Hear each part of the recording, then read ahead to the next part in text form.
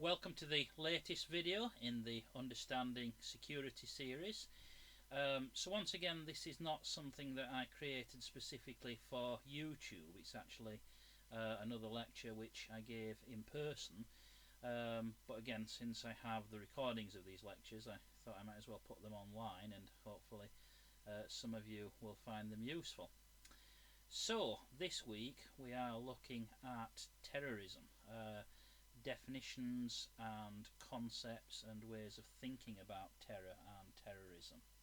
Where the dividing line is between this and last week's topic, which of course was intrastate conflict, it's difficult to say. I mean, what's the difference between terrorism and insurgency, rebellion, guerrilla warfare? You know, they blur into one another a little bit, and again, a lot of it is about definitions.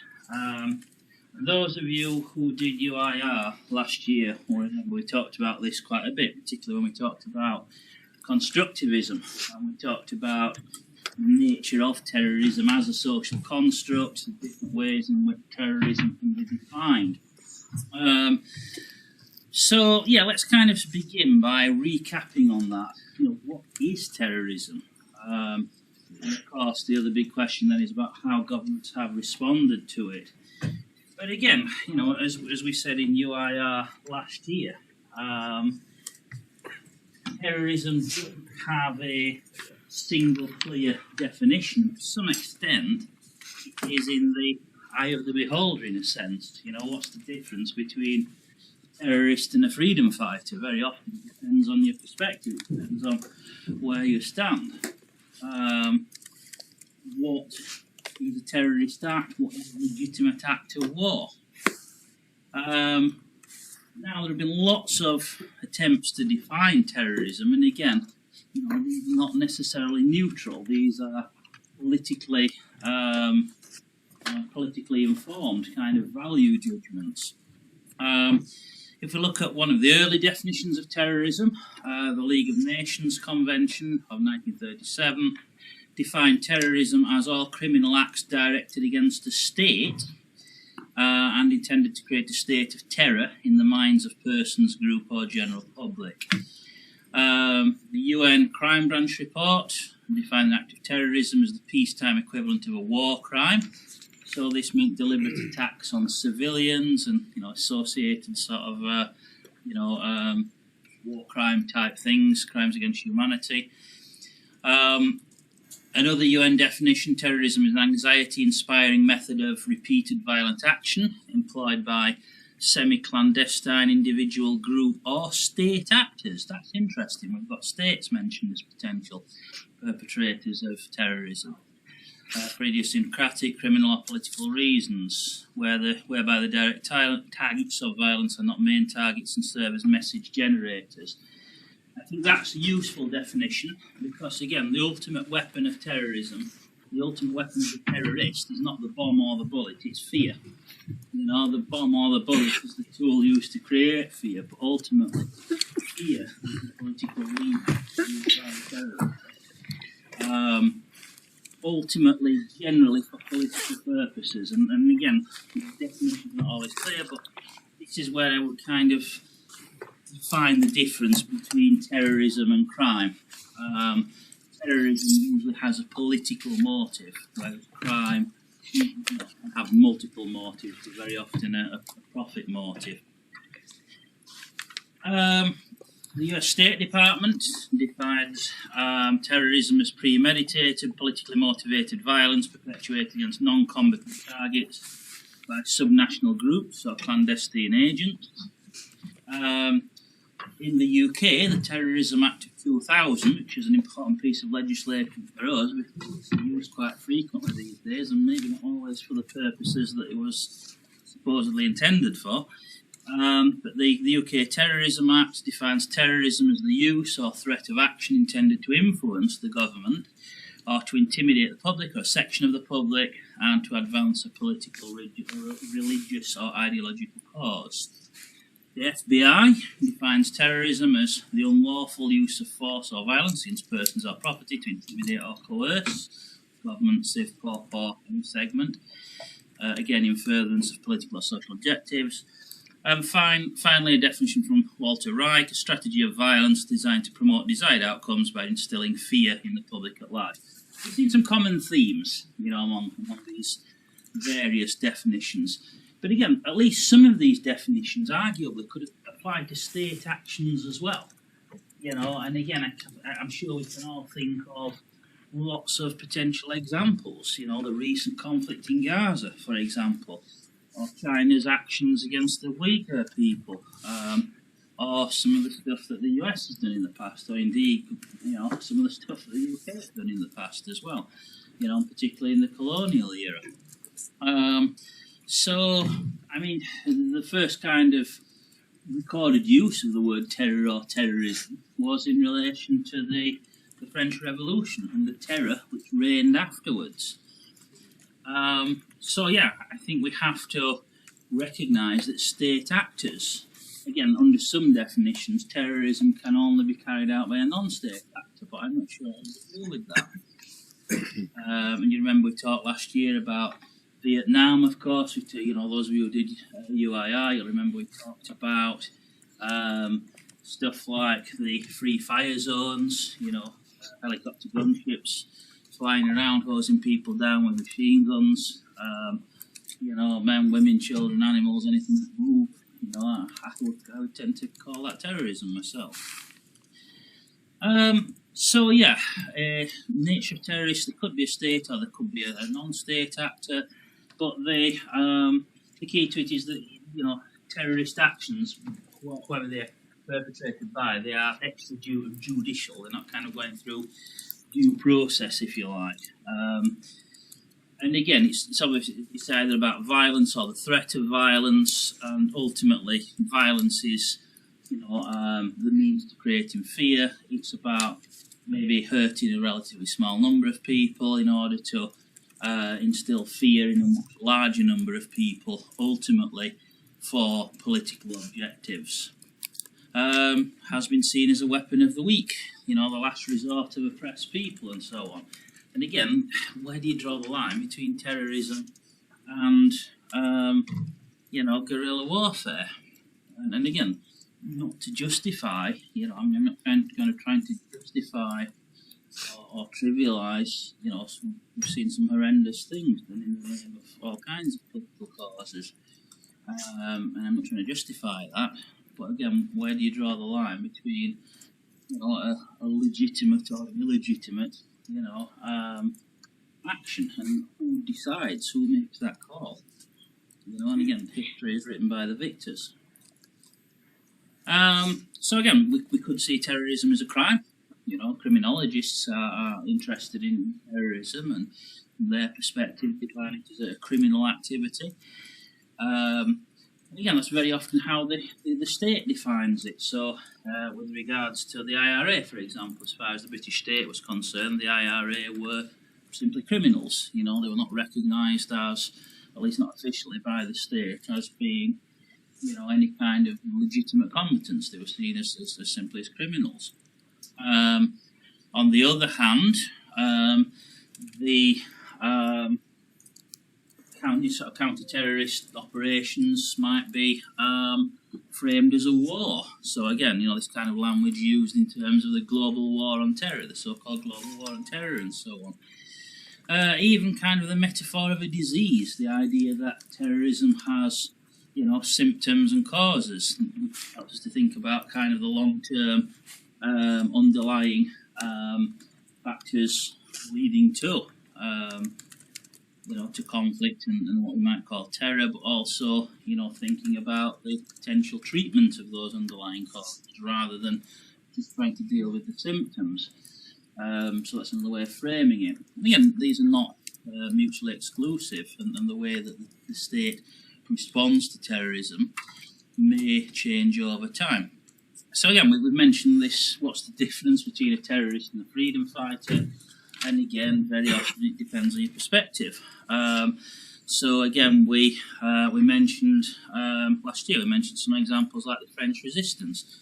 Again, we tend to see them as heroes because they were fighting against Nazi occupation of their country.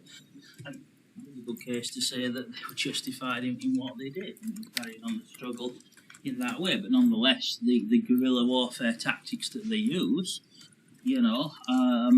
were very similar to the tactics used by other groups which we call terrorists. The Mujahideen in Afghanistan, perhaps an even better example. Because, of course, I mean, you won't remember this. I was only a kid at the time, but I remember kind of late Cold War period, 1980s, when the Mujahideen were framed as heroes. Why? Because they were fighting the Soviets. The Soviets went into Afghanistan, of course, in 1979, and the Mujahideen were, framed as freedom fighters. I remember some of the American propaganda movies of that time. Rambo 3 is a good example. Again, I don't know if any of you have seen it, it's quite an old film, but in Rambo 3, Rambo is, facing down half the Soviet army, and, he's about to get wiped out, and then the Mujahideen come riding over the hill to the rescue and defeat the evil commies, and all is well in the world. And which is a pretty ludicrous plot, but the point is, that's how the Mujahideen were framed in Western propaganda at that time, as good guys, as heroes, as freedom fighters.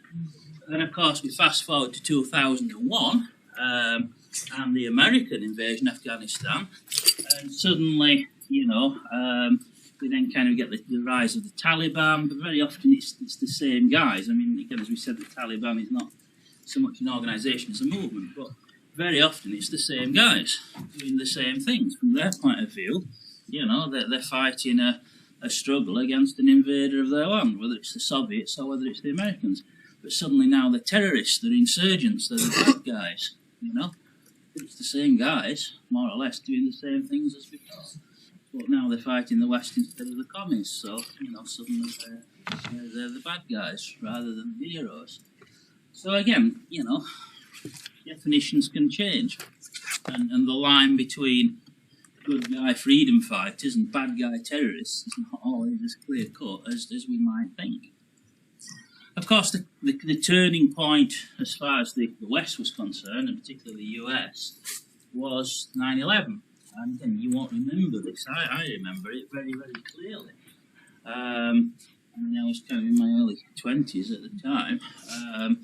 But it was seen as a profoundly shocking moment. Not just the death toll. I mean, something like 2,500 people died, which is bad enough in itself. But it was more than that. It was it kind of shattered the illusion that we had after the end of the Cold War, that we were moving forward into this new liberal era of peace and, the end of history, Francis Fukuyama and all that, that we're moving forward into this new liberal world and, American-led world order and all is well in the world. And it kind of shattered that illusion in a sense. And for the US to be attacked in this way, I mean, even in the Second World War, the US wasn't, attacked in quite this way.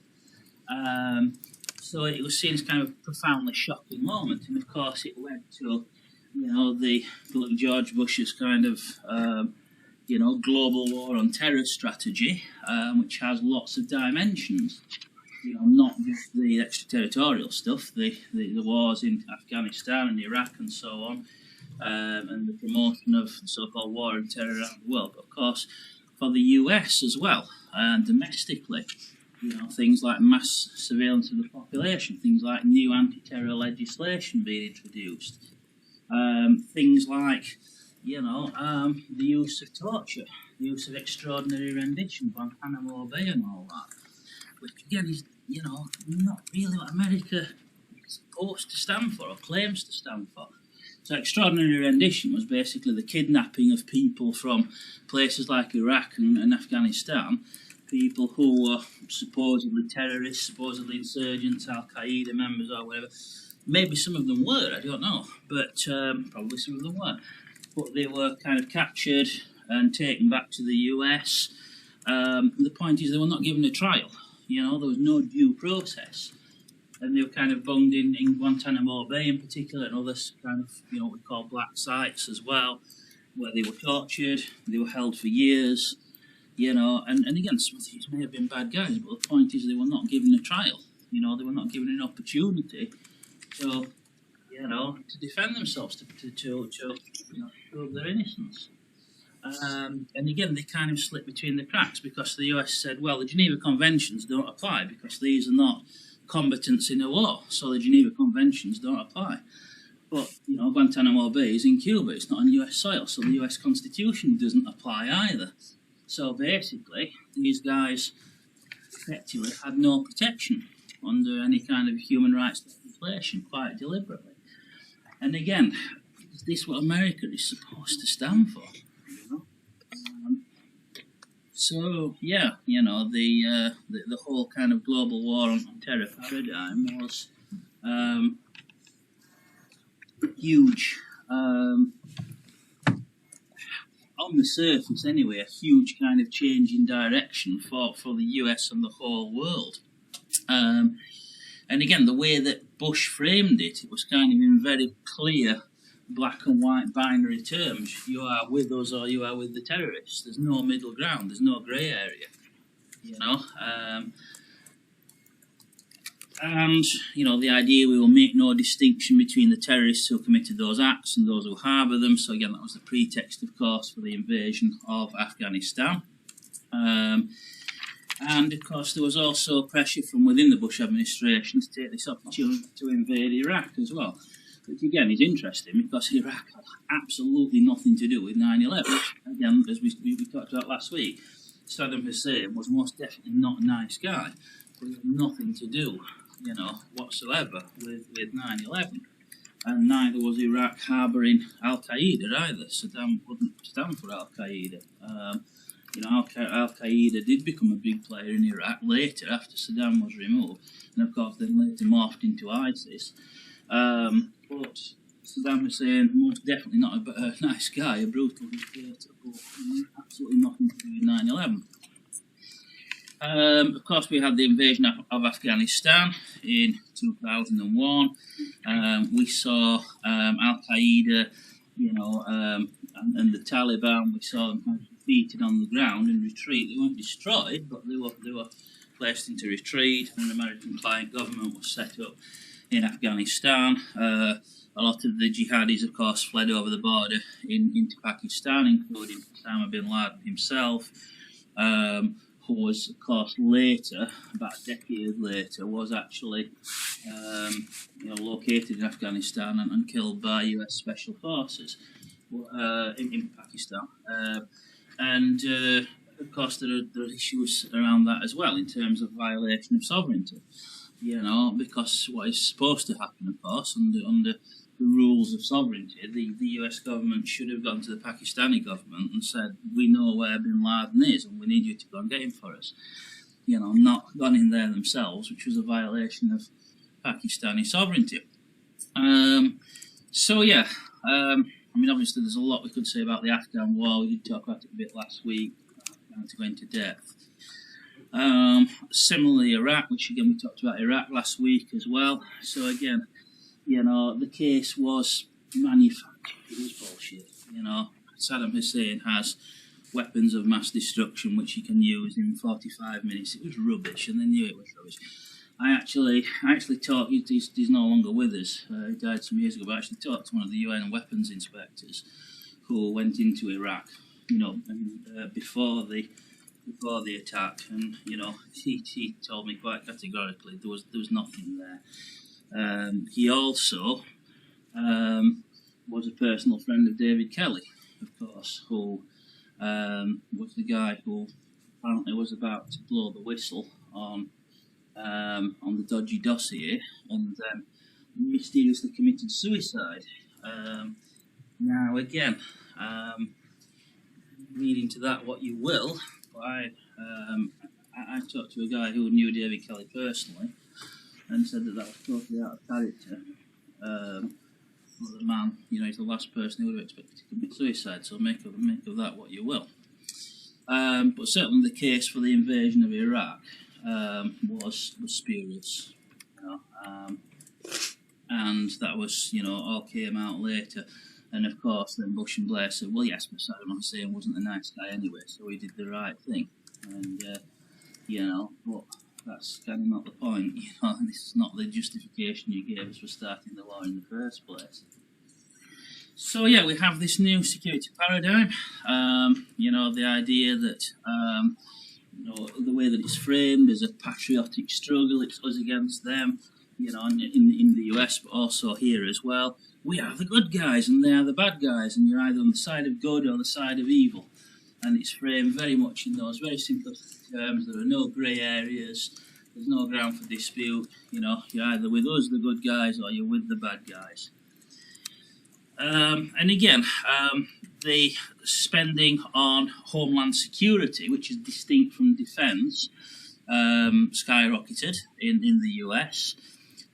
So again, the building of all kinds of capacity within the state, ostensibly for home defence against further terror attacks, but also the legislation to underpin that, the Patriot Act, which was rushed through Congress, within a month of 9/11, or 6 weeks of 9/11, and gave the state sweeping powers to do all kinds of things.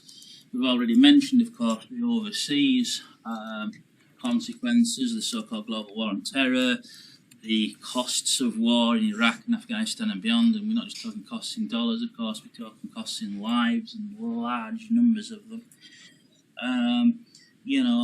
Things like targeted assassinations, killing of bin Laden. Again, I'm not a fan of Osama bin Laden. I mean, the guy richly deserved to be taken out, I think, but the way that it was done was not strictly legal, and there are issues around that, and again other kinds of targeted assassinations as well. Again, this extrajudicial thing, without any kind of due process, which is the issue, and again. Ultimately, is this counterproductive? Because what does that do for perceptions of the US and the West? And does that not, in the long term, create potentially, more terrorists? This kind of approach, and again, it's a little bit like what we talked about, what Israel did in Gaza. Essentially, it's not going to work because it's going to create more. People, more. If you're a kid and your house has just been bombed and your family's just been killed, what are you going to do? You're going to say, when I go up, I'm going to get revenge on these bastards and just create a next generation. It's self-defeating, in that respect. And again, what is it doing for the US, in terms of civil liberties, in terms of what America is supposed to be, and by extension also in the UK, what we're supposed to be. We're supposed to be liberal democracies. We're not supposed to do things like torture and extraordinary rendition and extrajudicial execution and completely ignoring human rights. That's not what we're supposed to be about. That's not to say that we can't defend ourselves. That's not to say that there are not bad guys out there who want to hurt us. Of course there are. But, in prosecuting that struggle, if we kind of lose everything that we claim to stand for, then what are we fighting for in the first place? Lots of difficult questions, I think, around that. And, again, mass surveillance.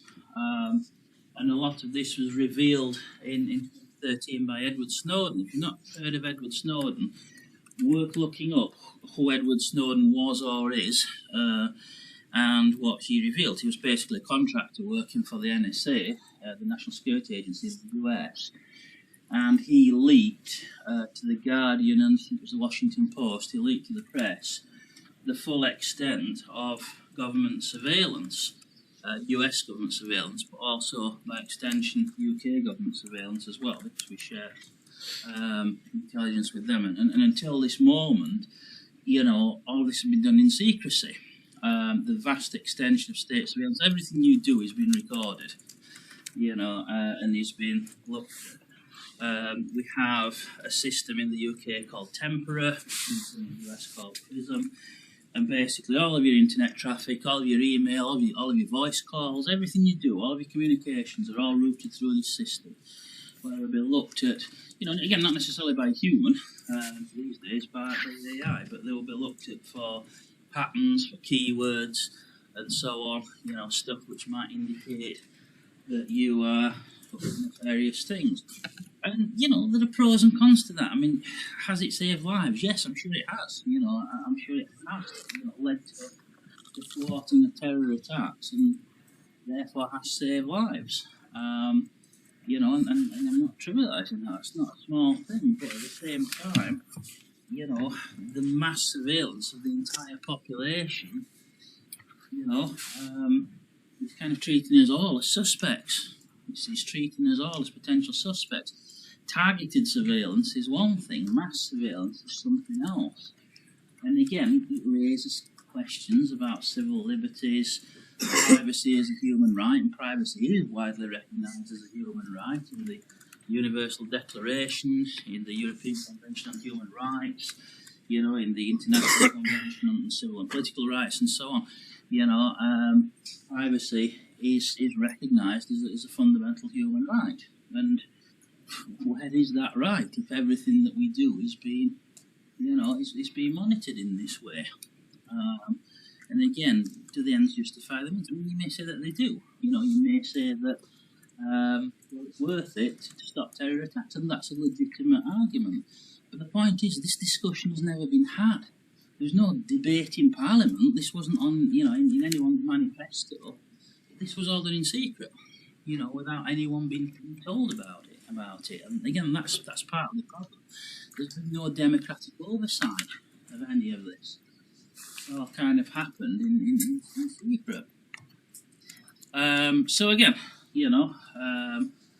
Edward Snowden blew the whistle, and again, that was back in 2013.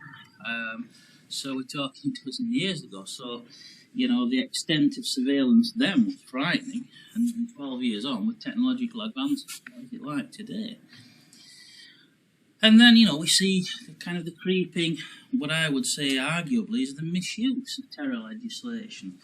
So, again, we've seen the banning of political protest groups under anti-terror laws. Now is that really what the legislation was supposed to be for? We've seen individuals being arrested, being detained under anti-terror laws. Just a couple of weeks ago, George Galloway was detained at an airport and questioned for 5 hours under the Terrorism Act. Now, don't get me wrong, I don't particularly like George Galloway. I'm not particularly keen on the guy. But one thing he's not, I'm quite sure of, is a terrorist. He might be a bit of a gobshite, but he's not a terrorist. And the police know that he's not a terrorist, so why are they using this legislation against him? For me, completely inappropriately. And this is the problem. You give the state these kind of powers, and and you invoke the bogeyman. It's the terrorists, this because the terrorists are out to get us. We'll all be murdered in our beds if we don't do these things. But then the state grants itself these sweeping powers, but then these powers are used for things which, again, I would seriously question whether this is what the spirit of the legislation is supposed to be about, and certainly this is not what it was sold to us as being about. And it creates this atmosphere of paranoia. And here's a good example. It's a few years ago, but not many years ago. I think this was about 2018, where a student was, accused of being a terrorist because he was found in the library reading a book on terrorism. Now, this guy, so this was at Stafford Uni, and this guy, Mohammed Farouk, was studying for a master's degree in terrorism, crime and global security. So he's in the library reading a book which is directly relevant to his studies, because this is what he was studying on terrorist ideologies.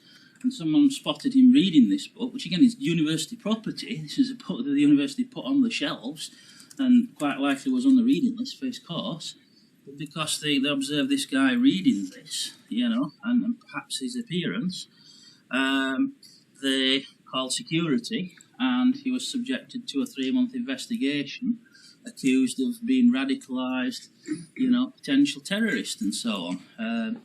Ultimately was exonerated and received an apology, but for 3 months they made his life hell, and where's the justification? I mean, you have to ask, if he'd been a white guy, if he had not been a Muslim, would he have been treated in the same way? And I think quite likely he wouldn't have been. So I think this is on the face of it, this is an obvious case of a guy being profiled because of his ethnicity and because of his religion,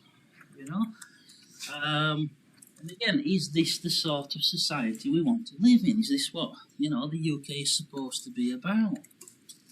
And again, if we look at the actual threat from terrorism, and again, I'm not meaning to trivialise it. Some horrendous incidents have occurred, and I'm not making light of that. But at the same time, in the grand scheme of things, as individuals, our chances of being killed by a terrorist are far lower than our chances of dying in a car accident. You're much more likely to die in a road traffic accident than you are to be killed by a terrorist. And so without trivialising some of the stuff which has happened, which is horrific, I absolutely agree, but ultimately, is it worth turning our entire society into an open prison almost, and sacrificing all the things that we claim to stand for, civil liberties, human rights, all the rest of it, does the scale of the threat really justify that scale of response?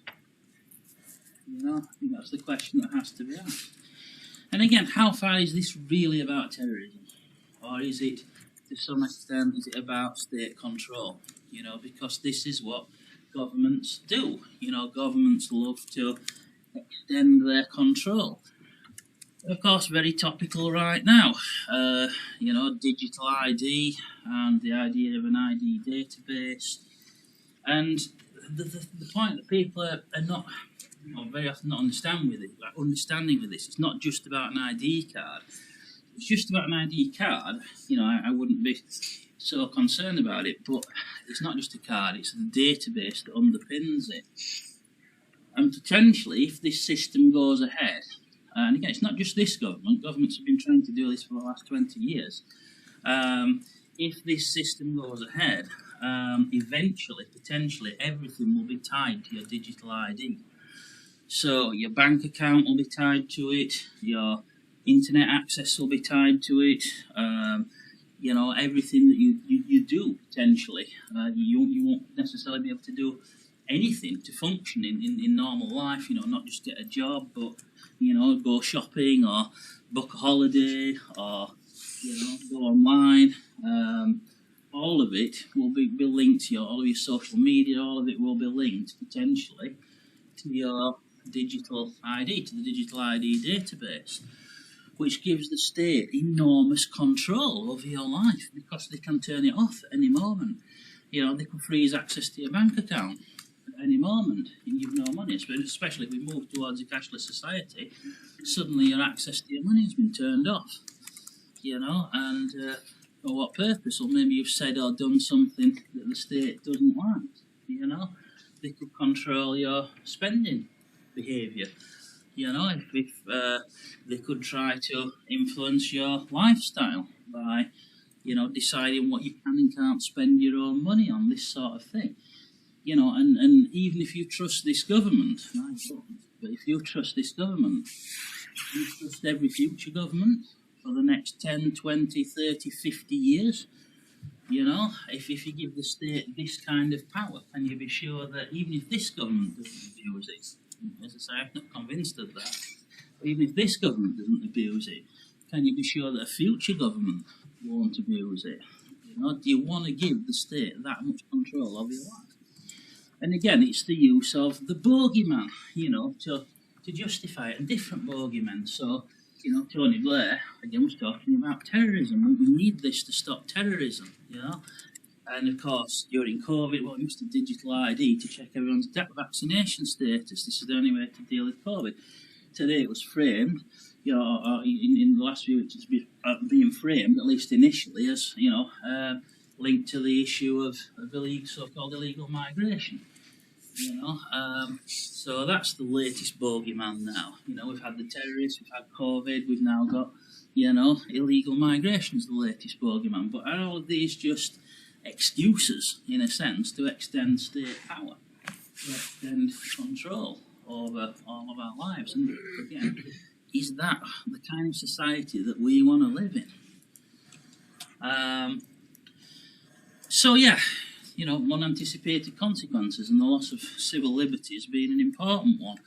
But of course, also, as I've said, you know, there's actually been an increase in, you know, depending on how you define terror, but there's been an increase in things like suicide bombings in the Middle East and Europe, because again, the whole reason why, and again, no justification. I mean, I am absolutely not, you know, saying there's any justification for 9/11 and what Al Qaeda did, but you know, to understand why it happened and where they were coming from, you have to look at the US presence in the Middle East, because that's what Bin Laden was all about. You know, he saw himself as pushing back against we saw as American neo-colonialism in Saudi and the Middle East. You know, and the sort of, you know, interventionism since then in Iraq, in Afghanistan, all of that. I mean, all it's done is create more anger against the West, more, you know, so it's counterproductive. Destabilisation in, well, across Africa, really, in various different parts of Africa. And again, the marginalisation, we've seen one example of, you know, a Muslim student being targeted, probably because of his appearance, you know. And, you know, that's just one example of you know, Muslim communities feeling that they are under suspicion simply for being Muslim. Again, is this the kind of society we want to live in? And it's very similar to the security dilemma. You know, we've talked about the security dilemma multiple times, where the state takes action to try to make itself more secure, but ultimately ends up making itself less secure. This is a similar thing. You know, this is a security dilemma type situation. You know, has the global war on terror been a success or a failure? Again, it depends on how you define success or failure. And once again, I'm not denying that some of this stuff probably has thwarted some terror attacks and probably has saved some lives. And that's not a small thing. That's not, you know, that is not a small thing. But if the goal is to defeat terrorism once and for all, it is never ever going to succeed. You know, it can carry on for another 100 years. It's like the war on drugs. You know, it's never ever going to succeed, and arguably, you know, is actually creating more resentment and therefore more terror. And again, if the goal is to protect our way of life, well, arguably we're destroying our own way of life. We are, you know, abandoning everything that we claim to stand for in terms of, you know, being a liberal democracy. So in that respect, you know, arguably the terrorists are winning because they've caused us to, you know, to undermine our own values and our own way of life. So arguably that's a huge win for them. So yeah, if you think about the cost versus benefit analysis, you know, is all of this stuff not only justified, but is it actually hurting us more than it's hurting the terrorists?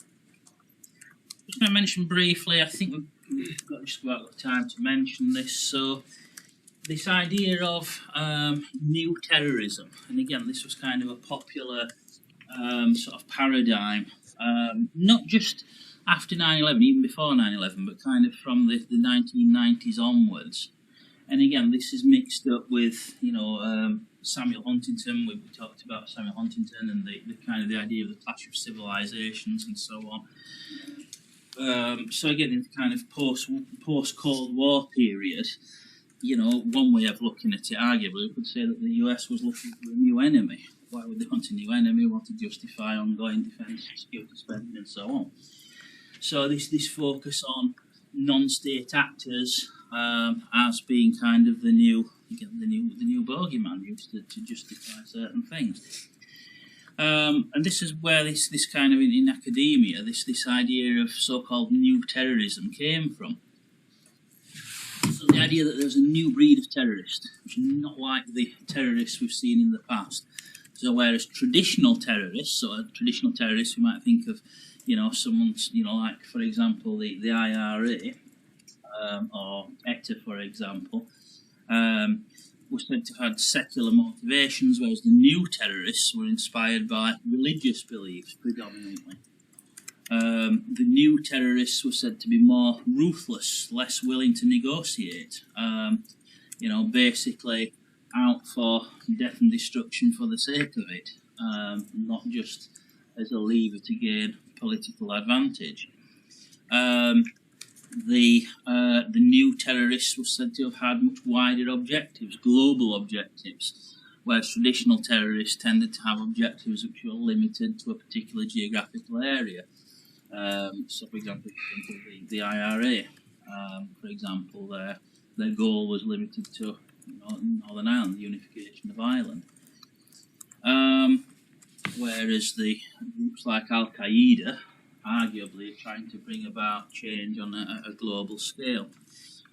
And the organisational character of contemporary terrorism supposedly changed as well. So again, partly due to the change in communications technology, use of the internet, of course, ease of global travel these days, the setting up of a global network of loosely interconnected cells, or even kind of lone wolves, people who are kind of radicalised, maybe online, and carrying out lone wolf attacks, rather than a kind of more traditional hierarchical command structure that you might have found in organisations in the past. And again, ultimately, the overall strategic purpose of terrorism is said to have changed. So whereas traditional terrorists used violence as a political lever, the idea was that, the so-called new terrorists almost see violence as an end in itself, as kind of symbolic destruction, punishment, revenge, destroy the enemy. So, following on from that, new terrorists apparently use more violent tactics, more lethal, more indiscriminate, more willing to target civilians, innocent people, and so on. And new terrorism also said to be, much more interested in acquiring weapons of mass destruction. Maybe not nuclear weapons, because that would be hard, but certainly things like chemical weapons, biological weapons, maybe radiological weapons, dirty bombs, and so on. So that's the claim. But at the same time, all of these claims can be challenged, and I think there's a strong argument to say that actually all of these so-called characteristics of so-called new terrorism have seen before. So again, religiously inspired acts of terror are not new. For example, we're coming up to November the 5th, we're coming up to Bonfire Night. What do we commemorate on Bonfire Night? Of course, we celebrate the gunpowder, we commemorate the gunpowder plot, or celebrate its failure is the idea.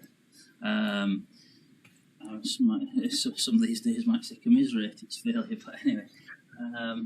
The point is that was probably the biggest. It obviously didn't succeed, but if it had succeeded, it was the biggest act of terror this country has ever seen. And that's 400 years later.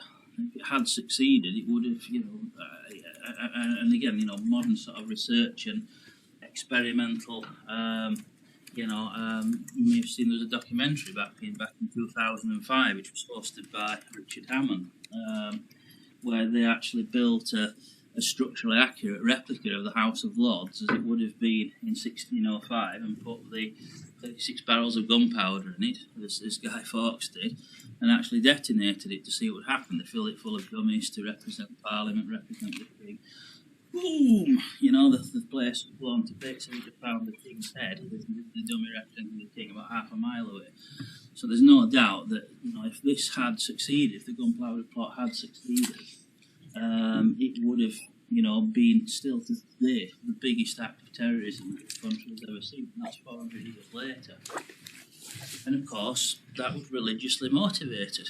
You know, the gunpowder plotters were radicalised Catholics. And again, you could argue that the reasons why they became radicalised, because the Catholics at that time were being heavily oppressed, you know, including, you know, being tortured, being killed, being persecuted for their religion, you know.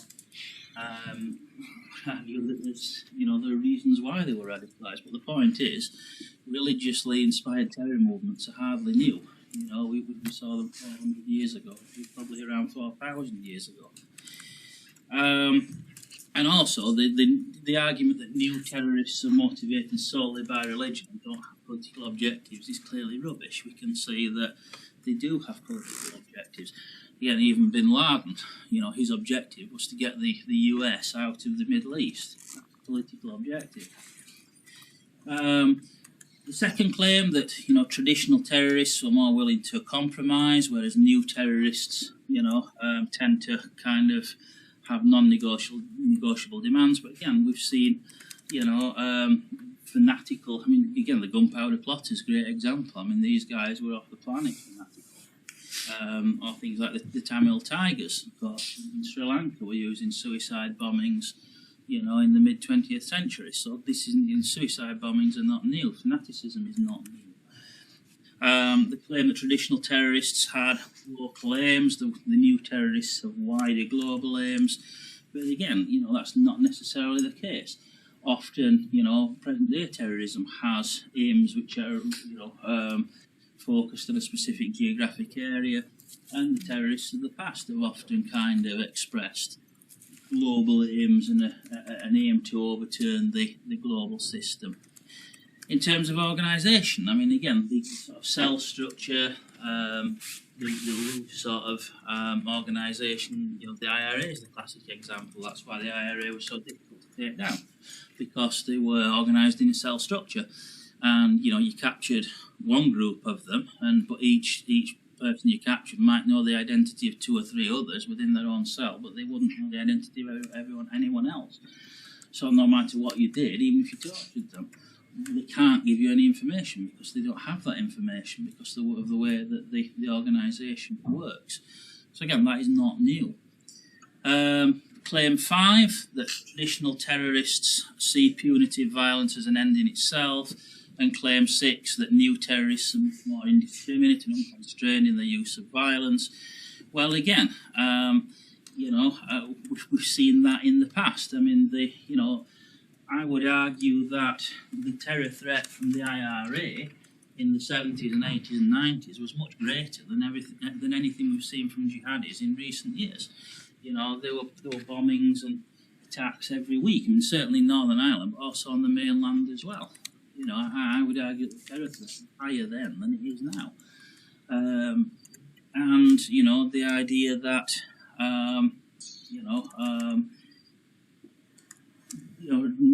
traditional terrorists didn't pursue wars of attrition. Well, in many cases, you know, they did. I mean, again, the Tamil Tigers being a good example of that in Sri Lanka. And, you know, finally, the claim that traditional terrorists were not interested in WMDs, but there are plenty of instances in the past where so-called traditional terror groups have, you know, attempted to acquire WMDs. So, I mean, for example, we saw the use of nerve gas on the Tokyo Underground by the Om Shinriko group back in the 90s. Fortunately, the nerve gas that they used was not very good, and the death toll was quite limited. But if they had pulled that off as they meant to, you know, if they worked as they had meant it to, it would have led to thousands, you know, thousands and thousands of deaths. So yeah, none of this is really new. You know, terrorism has been around since the dawn of civilization in one form or another, and you know, has always attracted, you know, fanatical people who are willing to do some horrendous things. It is not new. So, to summarise, because we're running out of time, again, think about definitions of terrorism. Is there an objective definition of terrorism? I would argue that there isn't.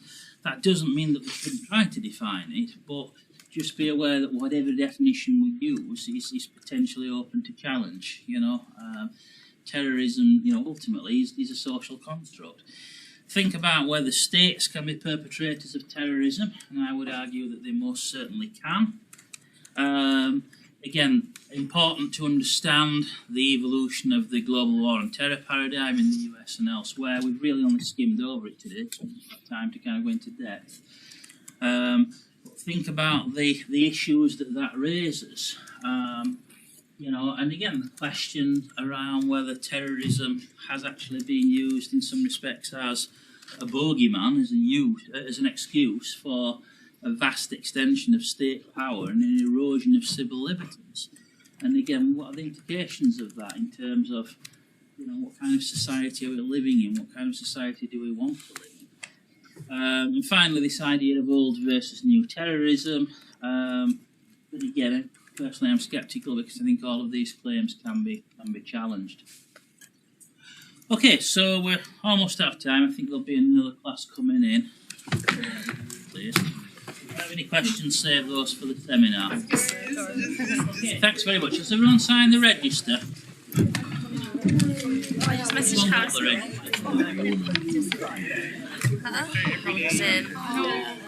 Started 9 or 60. That's the break. I'm not really fussed about this because I think adding 9 till 6 we train that. Yeah, I actually don't either. Yeah, I actually don't. I'm going to be super happy now on Saturday. 6 till 6. 6 till 6.